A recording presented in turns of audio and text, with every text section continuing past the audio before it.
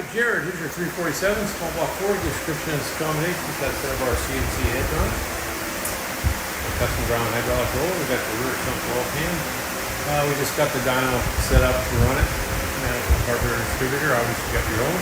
Go in there and make a run. See what she does. Stay tuned.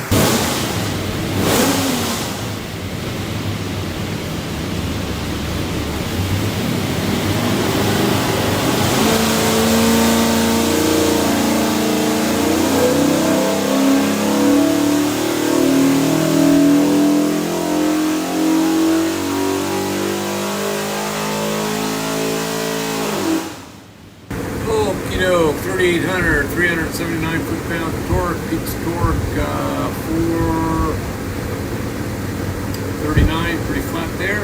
Peak horsepower 517. We've got a Victor Super Vic on it, so it runs pretty good upstairs. What we'll do now is pull the pipes back, make sure it's good and clean, show you a couple things here.